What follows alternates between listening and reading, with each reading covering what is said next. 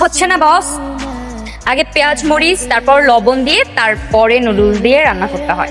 All your own machine. আমি আপনার কাছে ইনস্ট্রাকশন চেয়েছি। না, বাট হ্যাঁ, আমি কিন্তু ইনস্ট্রাকশন দিয়ে হেল্প করতেই পারি, কারণ আমরা প্রতিবেশী, আবার একই ছাদের নিচে থাকি, তাই না? প্রয়োজন নেই, আপনি আপনার কাজ করুন, আমাকে আমারটা করতে দিন। ওকে, পুড়ে যাচ্ছে।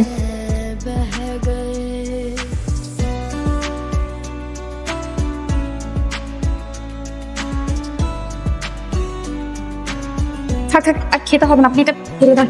এই চাউমিন খেলে হজম হবে না। রীতিমতো চাউমিনের কাবা ভুনা বানাই ফেলছেন। তখন যে বললাম চুলার আঁচটা কমাই দেন, আমার কথা তো শুনলেন না।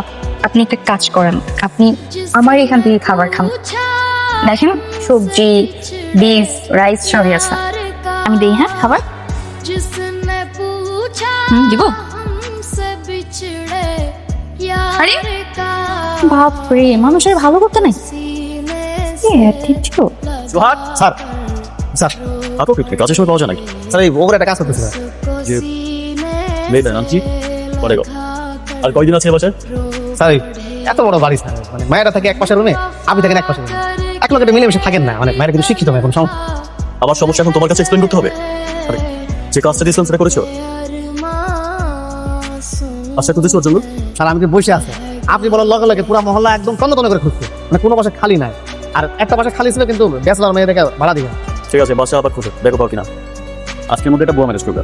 হ্যাঁ হয়েছে কি, আপনি তো ব্যাচেলর থাকেন, কোনো বউ যদি শুনতে পাই আপনি ব্যাচেলর, কেউ পার্মানেন্ট থাকবেন আমি শিওর। এত আকাশের চাঁদ না যে আকাশ থেকে ফেরে আনতে হবে, ম্যানেজ করো।